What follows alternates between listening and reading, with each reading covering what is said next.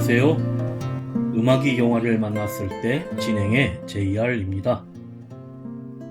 나의 구국 일념은 강도 일제로부터 주권과 독립을 쟁취하며 공생공사의 맹우 여러분, 대륙 침략의 외적 거두의 몰살은 나에게 맡겨주시오. 결의에 바치는 마지막 소원을.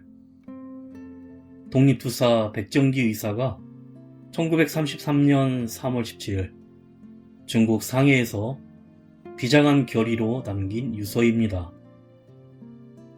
백정기 의사는 당시 이회영, 유자명, 이을규, 신채호 등을 만나면서 상해에서 일본 침략 세력 저지 작전과 밀정 제거 작전을 주 임무로 삼는 남화 한인 청년 연맹을 조직해 일제에 징용된 한인 학도병 기순 작전과 포로 구출 작전, 항일 전쟁에 참가해 많은 공을 세웠고 항일 구국 연맹을 조직하고 기관지 자유신문을 발행하여 항일 투쟁의 힘을 기울였으며 파괴 암살을 목적으로 하는 비밀단체 흑색 공포단을 결성해 일본 기관 파괴와 침략 원흉의 처단 활동에 나섰습니다.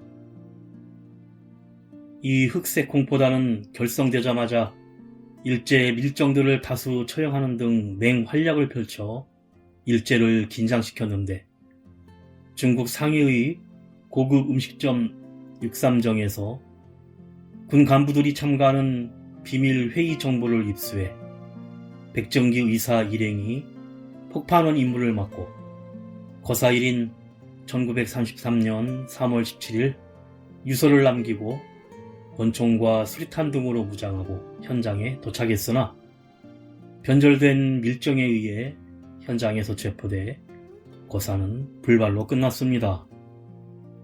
백정기 의사는 무기징역형을 선고받고 1년 3개월을 복역 중에 지병인 폐결핵으로 천추의 한을 가슴에 품고 옥중에서 순국했는데 해방 후 효창원에 안장되었고 정부는 건국공장 독립장을 추서했으며 고향인 전북 영원면에는 도민의 성금을 모아 건립한 순국 기념비가 서 있다고 합니다. 90년의 세월이 지난 오늘 우리 후손들은 일제에 항거했던 이러한 우리 선친들의 숭고한 독립정신을 결코 잊지 말아야 할 것입니다.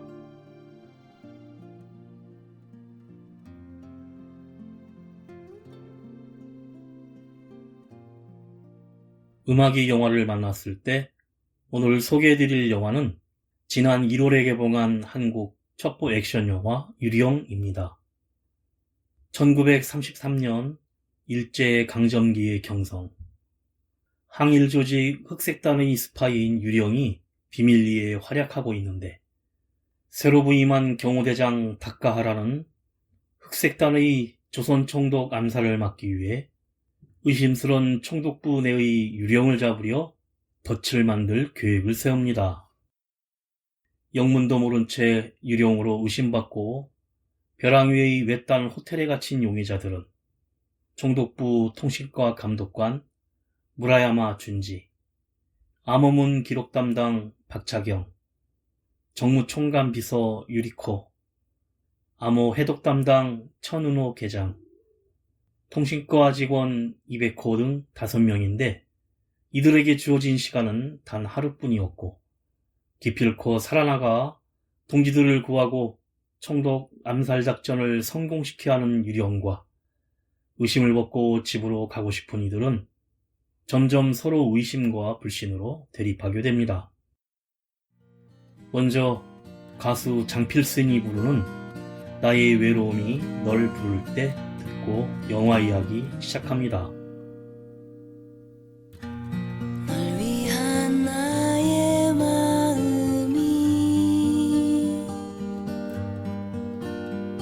이제는 조금씩 식어가고 있어. 하지만 잊진 않았지.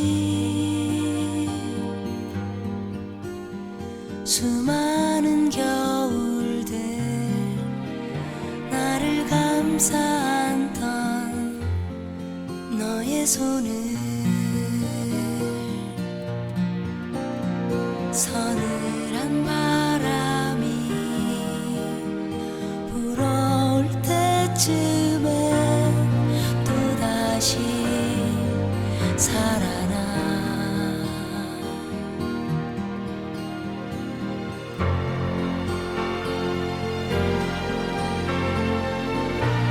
그늘진 너의 얼굴이 다시 내게 돌아올 수 없는 걸 알고 있지만 가끔씩 오늘 같은 날 외로움이 널 부를 땐 내 마음속에 조용히 찾아와줘.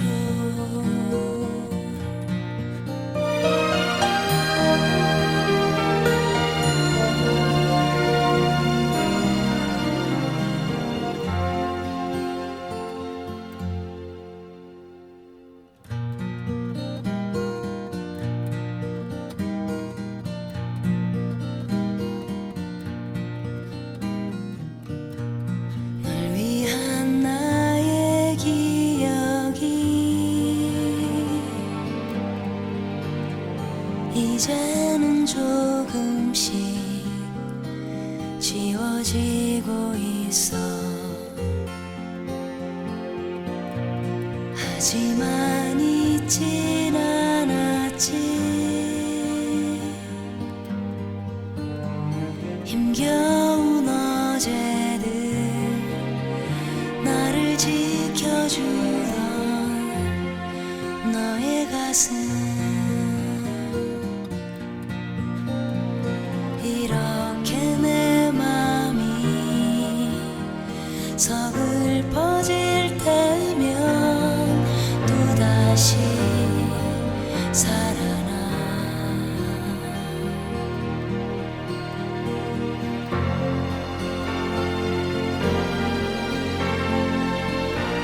그늘진 너의 얼굴이 다시 내게 돌아올 수 없는 걸 알고 있지만 가끔씩 오늘 같은 날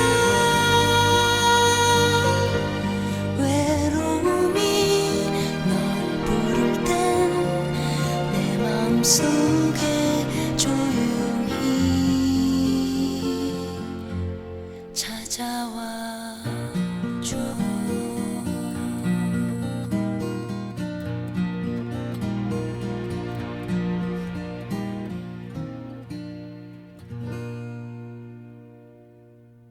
유령에게 고함, 작전을 시작한다. 성공하기 전까지 멈춰서는 안 된다는 자막이 뜨고 영화가 시작됩니다. 이어 어젯밤 차기 총독을 노린 테러가 상해의 6.3정에서 발생했으며 흑색단이란 테러 단체로 유령이라는 첩자를 곳곳에 심어놓고 활동하는데 교전이 있었으나 모두 사살되었다는 라디오 방송이 흐릅니다. 1933년 조선의 경성, 비오는 거리를 우산을 쓸고 출근하는 박차경은 조선 총독부 보안정보 수신계 5번 암호 수신 담당으로 근무하고 있는데 오늘도 암호를 수신해 타자로 기록한 보고서를 직원 200호가 전달받아 감독관 무라야마 준지가 확인하고는 해독 담당 천은호 계장이 해독을 해서 정무총감에게 비서 유리코를 통해 결제를 올리고 이 암호문은 차기 총독 경성 입성, 조선 신궁 참배 예정이란 내용입니다. 그 시각 박차경은 황금다방에 앉아 성냥으로 불을 붙여 담배를 피우면서 건너편 극장인 황금관의 상하이 익스프레스 영화 간판을 바라보다가 우산을 쓰고 건너가 매표소에서 극장표를 구입하고 영화관으로 들어갑니다. 그런데 영화를 관람하는 중 영사실의 황금관 주인에게 매표소 직원이 박자경이 지불한 지표를 가져다 주자 유심히 살핀 후에 암호문을 발견하고는 다음 영화인 드라큘라 포스터에 암호를 덧칠해 인쇄하는데 내용은 차기총독 경성 입성, 조선 신궁에서 제거하라는 내용입니다.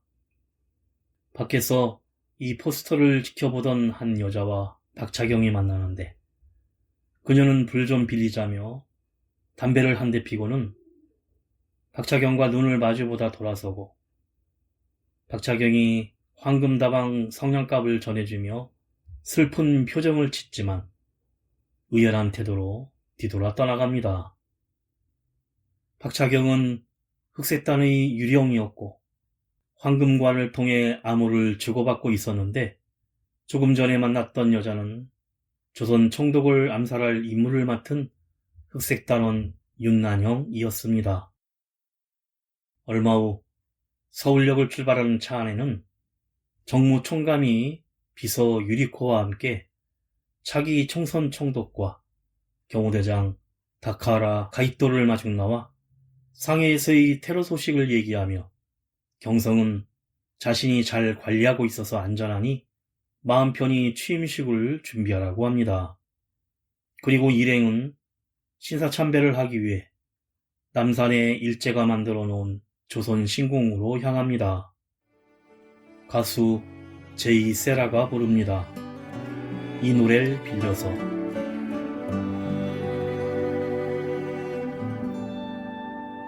내 눈물은 우리 사랑인가요?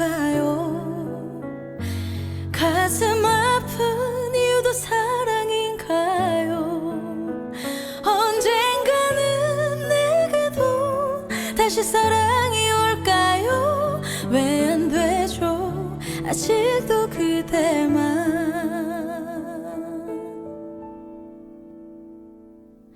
그때는 어때요?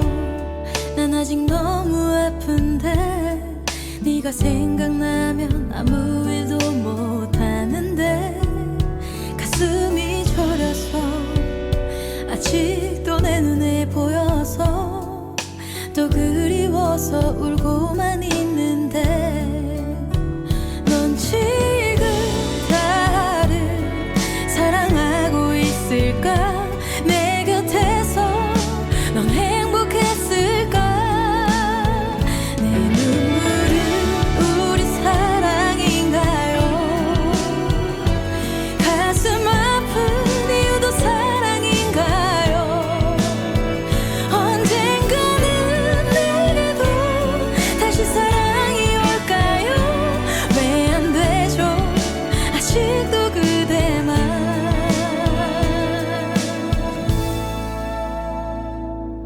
아픈 건 어때요?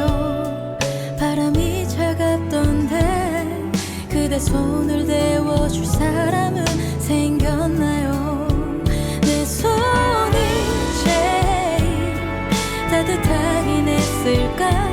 쓸데없는 걱정만 하네요. 내 눈물은 우리 사랑인가요? 가슴 아픈 이유도 사랑인가요? 언젠가는 내게도 다른 사랑이 올까요? 왜 안 되죠?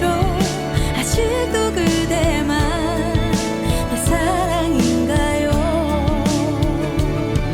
내 맘속엔 언제나 그대가 제일 먼저라. 다른 사랑 못하잖아.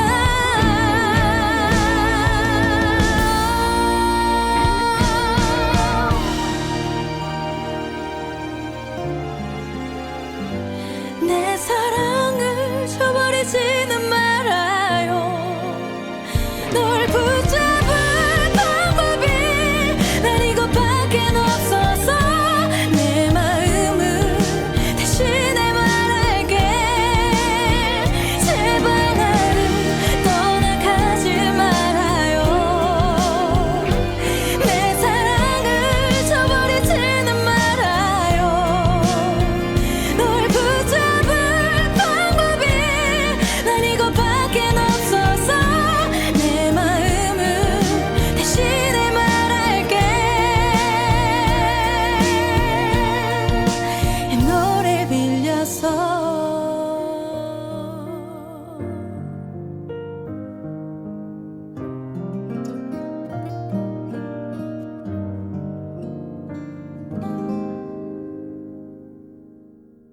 남산의 조선 신궁 앞에는 조선 총독부 무라야마와 직원들이 도열해 있고, 신궁 내에서 잠시 휴식을 취하는 총독은 간부들과 다가와 차를 마시는데, 갑자기 두 발의 총성이 울리며 난리가 나고 경호대원들이 도망가는 한 여자를 쫓아갑니다. 바로 흑색단 윤난영이 신궁의 한여로 변장에 서빙을 하면서 권총으로 총독을 암살한 것인데, 총독은 가슴에 총을 맞았지만 무사하고, 쫓겨서 남산으로 달아나던 난영은 결국 경호대장 다카하라의 총에 맞고 쓰러집니다.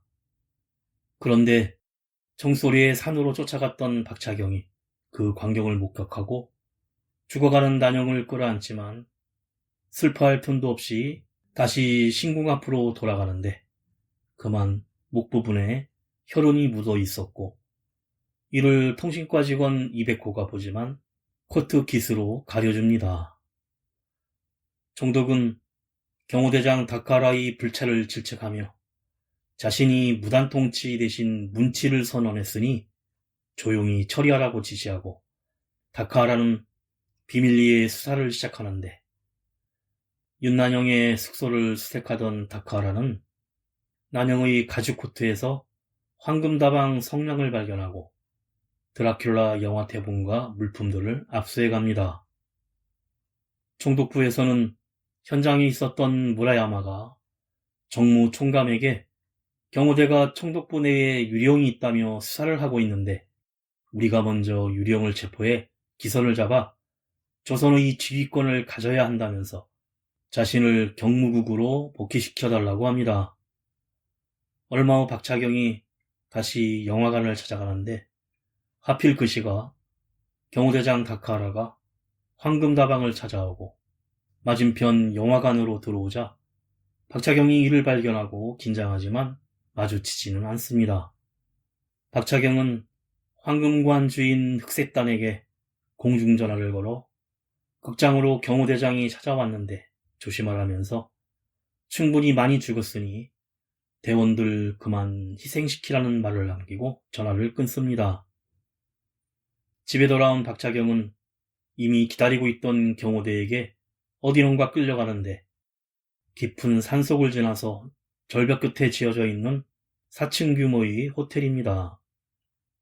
도착한 그곳에는 이미 박차경을 포함해 유령으로 의심되는 경무국에서 자천된 감독관 무라야마, 몸을 팔아 정무총감의 직속 비서에 오른 유리코, 고양이와 함께 사는 암호해독 천은호 계장, 아프신 어머니를 돌봐야 하는 통신과 직원 200호 등 5명이 잡혀온 가운데, 경호대장 다카하라는 흑색단 윤난영의 집에서 압수한 물품과 영화 포스터를 테이블 위에 올려놓고 드라큘라 포스터에 적힌 암호를 드라큘라 대본을 주며 천계장에게 해독을 시키자 마지막 기회 1월 10일 정오 경성공예당 조선총독 취임식, 대원전원 총력으로 단결, 신임 총독 제거하라는 내용이었고, 경호대장 다카라는 그곳에서 총독의 취임식은 열리지 않는다며 흑색단은 함정에 빠질 것이라면서 분명 이곳에 유령이 있으니 나올 때까지 한 명씩 신문하겠다고 합니다. 그런데 다음 날이 바로 1월 10일이었고 호텔 곳곳엔 도청장치로 감시하고 수십 명의 경호대원들이 둘러싸고 있어 한쪽은 바닷가 절벽이라 정문 외에는 탈출할 곳도 없습니다. 가수 박은옥이 부릅니다. 오늘도.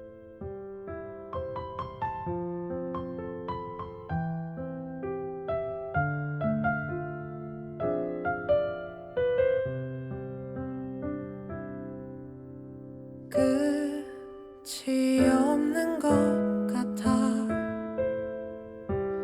네가 없는 외로움의 시간들 함께 거닐던 많이 웃었던 행복했었어.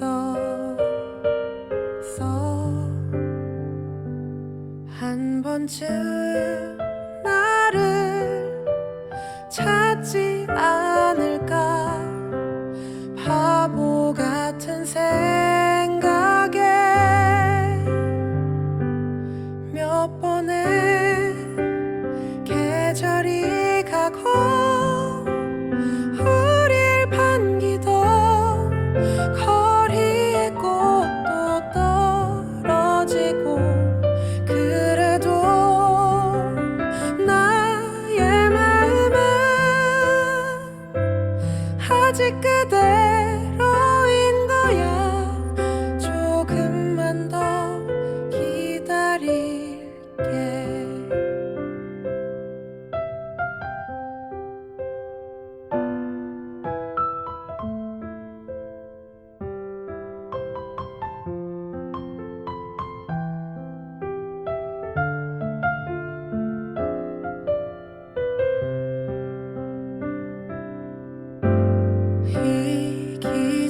이기적이었던 나를 이해하긴 그때는 어렸다고. 나를 위했던 너의 노력들 절이 없던 나 돌아서 너의 마지막 모습 떠날 줄은 몰랐어. 얼마나 소중했는지 그때 몰랐어. 당연하게 생각했었어. 미안해. 나의 마음은 아직 그대로인 거야. 조금만 더 기다릴게.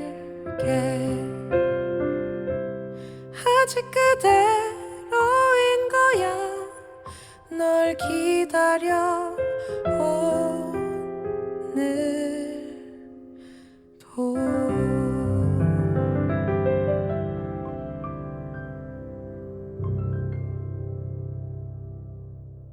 박차경은 흑색단에게 함정에 대한 정보를 전하기 위해 탈출을 해야만 했기에 경호대의 위치와 연료 저장 장소 등을 살펴보는데, 무라야마는 자신이 다카하라보다 먼저 유령을 찾아내려 다른 사람들을 감시하고 방을 뒤지기 시작합니다. 마치 마피아 게임처럼 유령의 정체를 빨리 밝혀내야 자신이 무사하기에 서로 유령이라고 의심을 하고, 비서 유리코는 불같이 떼를 쓰며 다짜고짜 정무총장과 전화를 연결했지만 이미 비서는 새로운 여자로 바뀌어 있었고, 화가 난 유리코는 전화기를 부셔버립니다.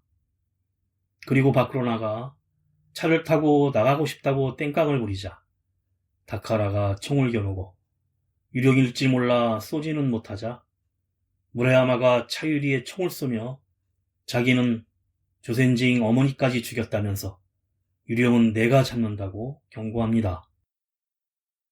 그런데 다카라와 무라야마는 과거 상해 반력 문제로 갈등이 있었는데, 무라야마는 아버지 가문의 힘으로 경무국의 최고의 엘리트 코스를 밟아 다카라가 대신 상해로 갔었고, 그 무라야마의 아버지가 죽고 어머니도 조선인으로 밝혀지며 사망하면서 무라야마는 청독부 통신과에 좌천된 것입니다. 무라야마가 박차경의 방을 뒤지다가 유리코에게 그만 들켜 쫓겨나는데, 책꽂이에 있던 황금관 극장표를 숨겨놓은 책 한 권이 사라졌습니다. 무라야마를 의심해 방을 뒤지던 박차경은 무라야마와 격투를 하게 되고, 갑자기 무라야마는 싸움을 멈추더니 박차경에게 자기가 유령이라며 너도 유령이냐고 물어보지만 박차경은 대답을 하지 않는데 무라야마의 속임수임을 알아채렸기 때문입니다. 암호해독관 천계장은 집에 두고 온 고양이를 걱정해 유령이 누군지 찾으려 점까지 치며 유리코와 의견을 나누는데, 비서 유리코는 무라야마가 유령 같다면서 그가 박차경의 방에 몰래 숨겨두려 했다는 황금관 입장표를 보여주며 다카라에게 제보하라고 합니다.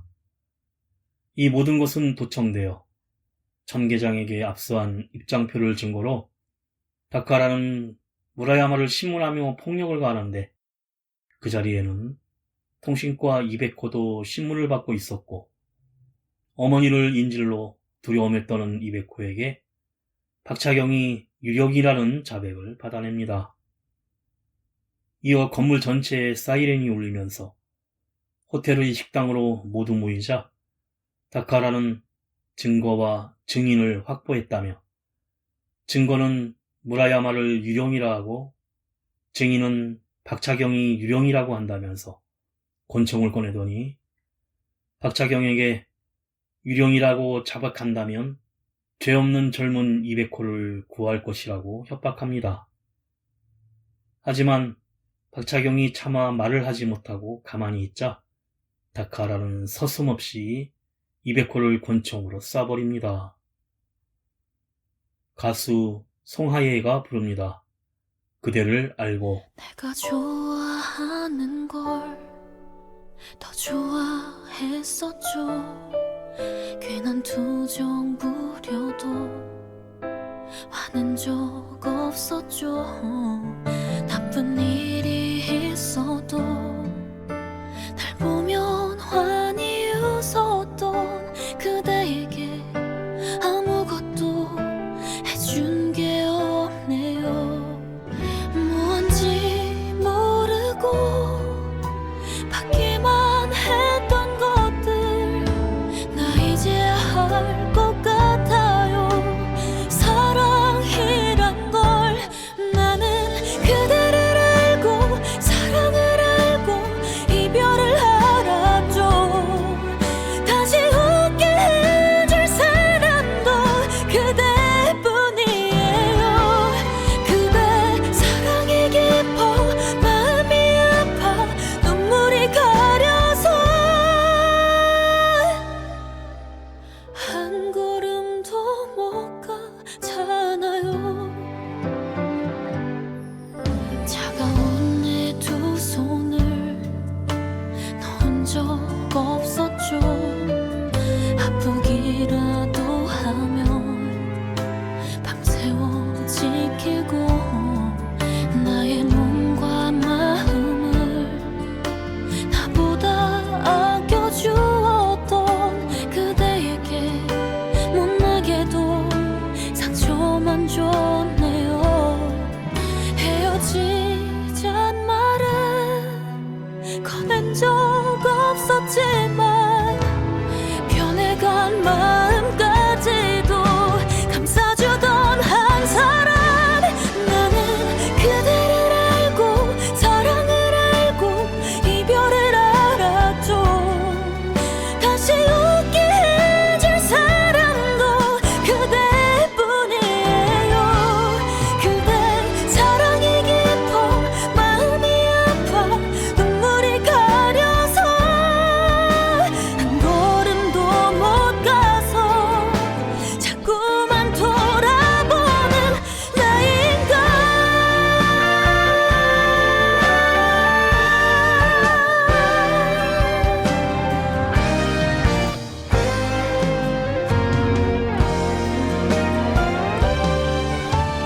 한 달이 가고 1년이 가고 10년이 지나도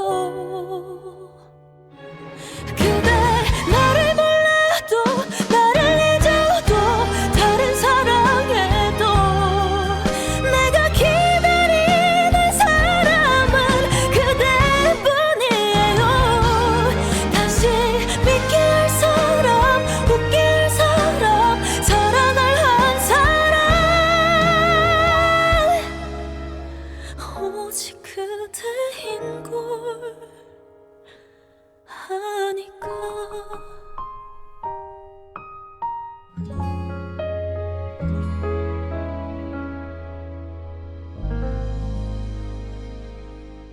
이베코의 죽음에 박차경의 얼굴이 일그러지며 일어나려는 순간 옆에 있던 유리코가 식탁 위에 올라가 촛대를 던지며 다카라에게 달려들어 접시 위에 나이프로 왼손 등을 찌르고 권총을 빼앗아 주변의 경호대를 사살합니다. 사실 유리코도 잔입한 유령이었는데 극장표로 무라야마를 유령으로 오인하게 만들고 박차경이 위험에 빠지자 먼저 나선 것입니다.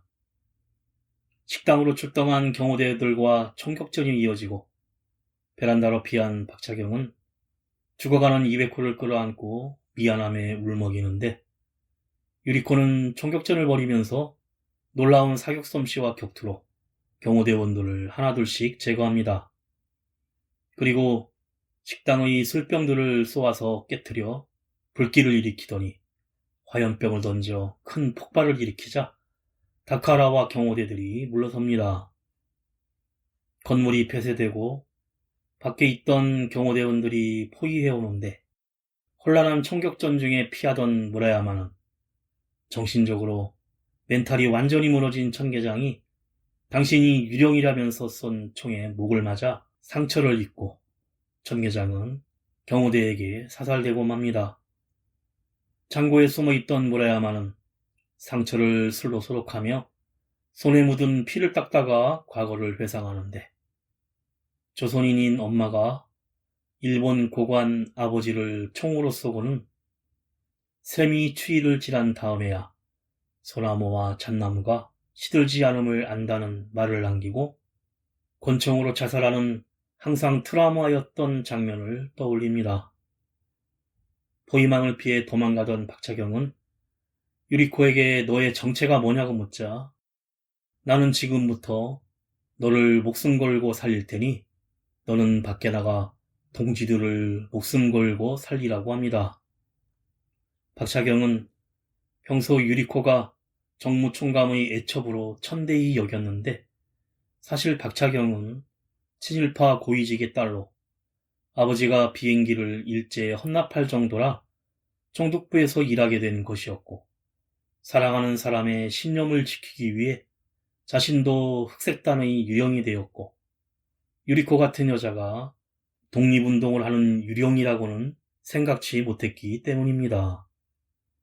그러자 유리코가 허벅지에 흉터들을 보여주고 손을 끌어당겨 만져주면서 만주에서 상해에서 고문으로 찢어지며 얻은 것으로 그때마다 나는 죽었다고 생각했기에 죽음이 두렵지 않다고 하자 이내 같이 아픔을 느끼며 감동합니다. 가수 신혜영이 부릅니다. 내가 보고 싶은 건 자연스러운 거겠지.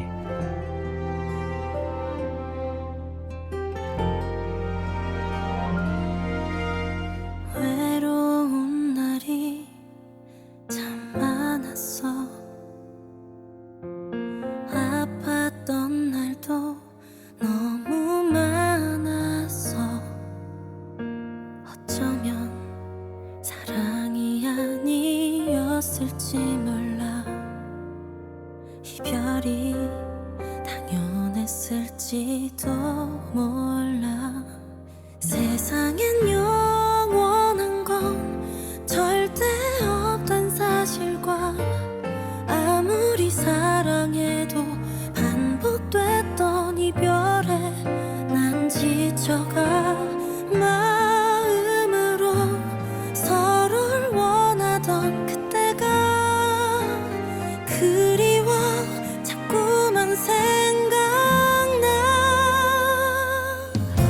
괜찮아졌다고 말하기엔 너무 보고 싶고 죽을 만큼 아프다고 말하기엔 좀 살만해.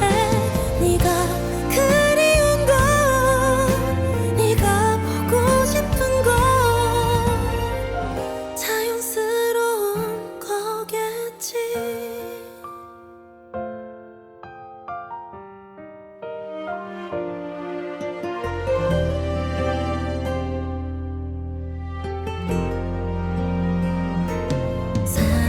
사랑한다는 말이 와닿지가 않았어. 꽤 오랜 시간들을 불안하게 보냈어. 우리 둘은 지난 날을 후회하며 보내.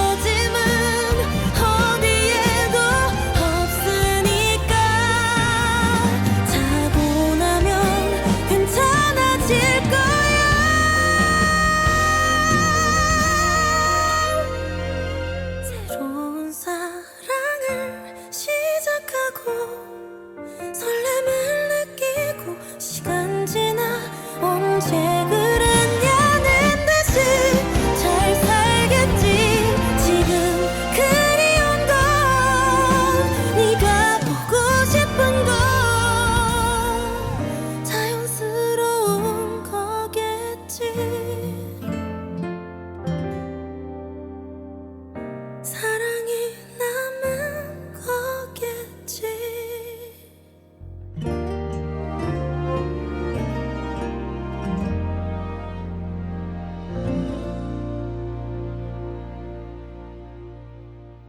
숨어있던 무라야마는 자기 아버지로 이어진 일본 혈통의 권위를 지키려 공적을 쌓기 위해 유령을 잡으러 나서고, 유리코는 지하실에 있는 전기실을 파괴하고 무기고의 무기들을 확보하여 마당에 있던 차를 몰아 경성으로 탈출할 계획을 세웁니다. 난 경성 출신 박차경이라 통성명을 하자 유리코는 일 없다며 이름이 무슨 소용이냐고 퉁명하게 내뱉고는 지하에 있는 전기시설을 폭파해 정전을 시키고 무기고에서 수리탄과 총을 챙겨 건물을 빠져나가려는데, 막다른 곳에 다다라 창문을 통해 박차경이 먼저 나가자 그때 뒤쪽에서 총격전으로 얼굴에 상처를 입은 다카하라와 경호대원들이 쫓아 몰려옵니다. 유리코는 박차경을 바라보다 나는 함경도 안강옥이고 이름을 물어봐줘 고맙다면서 가서 꼭 대원들 전부 살리라고 손을 뻗어 악수를 한 후 뒤돌아가 경호대 앞에서 서서 권총을 머리에 대고 난 흑색단 안강옥이며 내가 유령이다. 너희는 날 잡지 못한다는 말과 함께 자결하려는 순간 다카하라가 총으로 손을 맞춰 그만 체포됩니다. 그렇게 밖으로 나온 박차경은 연료창고의 폭파 준비를 하다가 이미 숨어있던 무라야마가 나타나 총을 겨누자 손을 들고 엎드리던 박차경이 수류탄의 핀을 뽑아 던져 연료창고가 폭발합니다. 그 시각 안강옥을 폭력과 물고문 그리고 인두로 허벅지를 지지고 있던 다카하라는 폭발음에 건물이 흔들리자 밖으로 달려나오고, 그 사이 건물로 들어온 박차경이 기절한 안강옥을 부축해 차에 태워 함께 탈출합니다. 박차경을 쫓던 무라야마는 건물을 나오던 다카하라와 마주치고 서로 감정의 골이 극에 달한 상황에 가족끼리 서로 죽인 조센징의 더러운 하등 혈통의 피가 흐른다며 증오하는 다카하라의 말에 화같이 미른 무라야마가 격투 끝에 눈을 쏴서 죽여버립니다. 그리고 유령이 죽였다고 발표하고 경호대장이 없으니 자기가 유령을 토벌하는 책임자로 지휘를 하며 경성의 야마다 경묵장에게 보고를 하고 경성으로 추격을 시작합니다. 박차경은 고문으로 부상당한 안강옥을 근처에 있는 고아원에 수녀의 도움으로 치료를 하고, 박차경도 부상을 회복하여 서로 다시 의지를 다짐하고 수녀복으로 갈아입고는 경성으로 향합니다.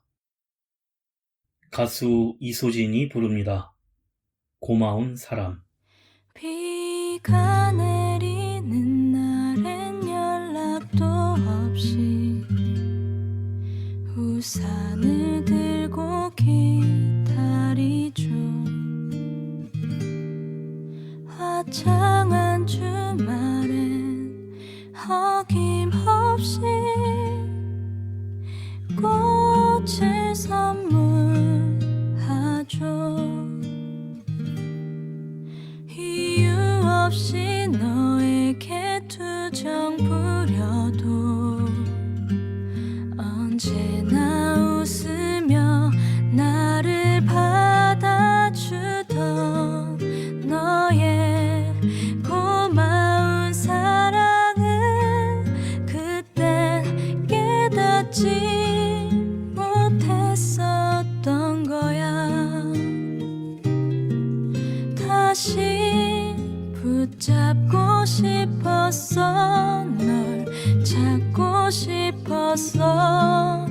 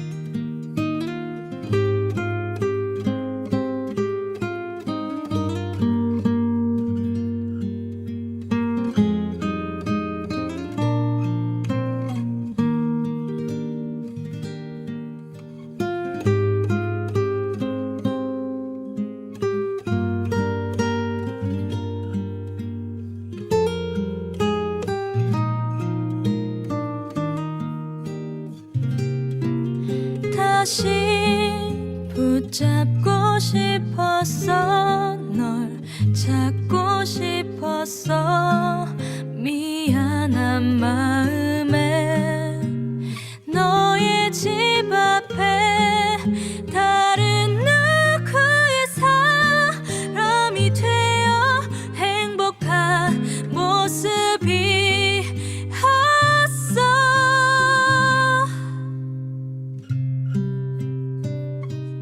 계절이 변하고 내 맘도 변하면 널 지우고 살아가겠지. 고마운 내 사랑 이젠 안녕. 행복해 주세요.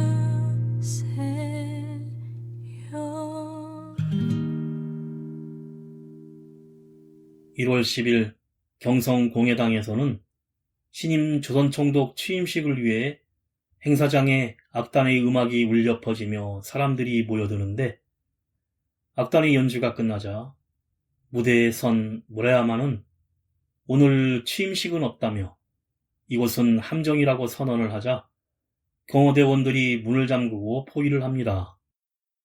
관중석에 있던 총독을 암살하려던 흑색단들은 당황하고 무대의 장막을 걷자 황금관 극장 주인과 매표소 직원 2명이 목에 밧줄을 두른 채로 의자 위에 서 있습니다. 그리고 무라야마는 이곳에 와 있는 나머지 흑색단 5명도 정체를 밝히고 자수하라며 일장 연설을 한 후, 너희는 황국 식민이라 소리를 지르고 장총을 이리저리 조준해 총을 쏘며 협박을 하고 황금관 주인의 어깨를 쏘자 이를 막으려고 흑색단 막내인 매표소 직원 남동생이 손을 두고 나서자 무라야마는 지체 없이 총으로 쏴버립니다.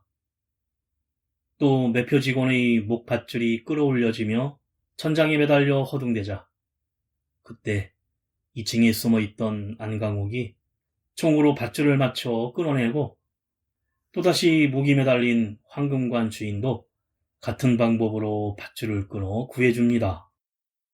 경호대와 총격전이 이어지며 그때 등장한 박차경이 합세하여 다른 흑색단과 함께 총격전을 벌이던 끝에 무대 장막 뒤에서 미로처럼 쫓고 쫓기다가 헤매이던 무라야마를 안강옥과 박차경이 함께 총으로 사살하는데 다카라처럼 한쪽 눈을 맞고 죽습니다. 그리고 경성 외곽의 한 창고 지하에서 모인 흑색단원들은 매표 직원의 남동생을 땅에 묻으며 애도를 표하는데 그 주변에는 얼마 전 암살 시도 중 사망한 윤난영의 영정과 함께 수십 개의 영정과 촛불들이 놓여 있습니다.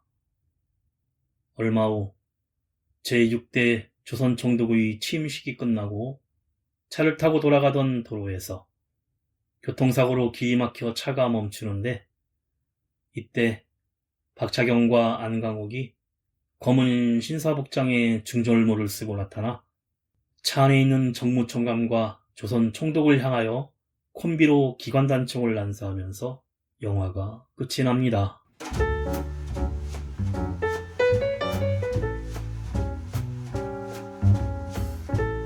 영화 유령은 항일단체인 흑색단이 도처에 심어놓은 스파이를 부르는 말로 눈에 보이지 않지만 어딘가에 있을 유령이 1933년 경성의 일제 통치기관인 조선 총독부에 잠입해 있다는 설정으로 독립투사들의 희생을 기억하는 동시에 그들이 어떤 탄압을 어떻게 돌파하며 활약했을지 상상력을 발휘한 스토리로 유령의 신임 총독 암살작전 시도와 실패로 시작합니다. 그 유령을 색출하기 위해 경호대장 다카라가 외딴 호텔로 용의자들을 끌고 온 후 누가 유령일지를 교란시키며 밀실 추리급 같은 긴장감을 주는데 살아나가려면 스스로 유령이 아님을 입증하거나 다른 사람을 고발해야 하는 용의자들은 아무도 믿지 못하고 서로 의심하면서 단서를 찾으려 합니다. 하지만 영화는 밀실 추리극을 벗어나 처음에 설정을 부수며 액션 첩보물로 바뀌면서 그들 속의 진짜 유령은 하나가 아닌 둘이라는 반전과 함께 다른 동지들을 구하기 위한 필사적인 탈출 작전을 성공시키고 실제 역사 속에서도 이루어졌으면 하는 바람과 함께 조선 총독을 사살하는 장면으로 막을 내립니다. 그리고 유령의 정체에 대한 궁금증만큼 또한 일그러진 무라야마의 일본 혈통주의에 대한 궤변과 역사관을 보여주며 일제히 악랄했던 암울한 시대에 대해 다시 한번 생각하게 하는 영화였습니다. 음악이 영화를 만났을 때 오늘 소개해드린 한국 첩보 액션 영화 유령이었는데요. 역사는 서로 다른 선택을 한 인물들이 한데 모여 만들어낸 거대한 벽화 같은 것인데 조선인과 일본인이라는 국적과 항일과 친일이라는 이분법적 한계를 뛰어넘어 각자의 선택과 뚜렷한 개성으로 의심과 견제, 대립과 연대, 반전을 오가는 5명의 캐릭터들을 배우 설경구, 이한희, 박소담, 박혜수, 서연호가 연기하며 영화를 완성하고 있습니다.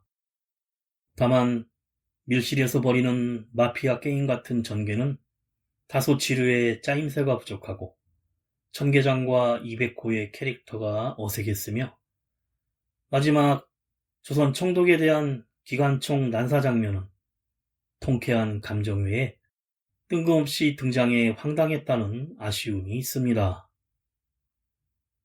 마지막으로 가수 김필이 부르는 겨울이 오면 들으며 인사드립니다. 지금까지 JR이었습니다. 오늘도 인생을 영화처럼 찬바람이 불어오면 들려오는 너의 목소리 단잠을 깨우며 내린 눈꽃처럼 아름다워 단 한순간이라 해도 너만의 시간 속에 들어갈 수만 있기를 널 보며 꿈꾸던 사랑이 시작되기를 나 기도해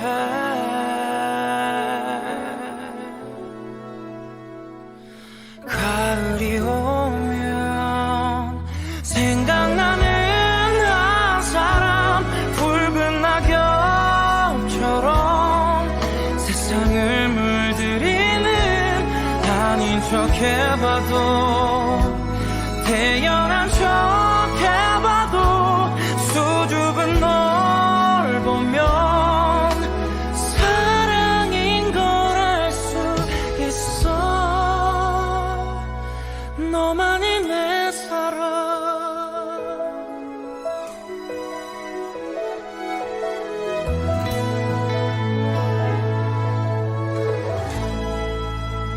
투명한 바람결에도 난 항상 너를 그려 널 볼 수만 있다면 수많은 별처럼 널 향해 흘러간대도 괜찮은데 겨울이 오면 생각나는 한 사람 하얀 꿈결처럼 세상을 물들이는 아닌 척 해봐도 태연한 척 해봐도 눈부신 널 보면 사랑인 걸 알 수 있어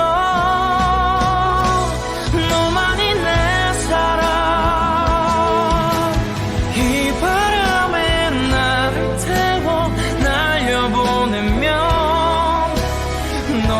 곁을 내게 내줄래.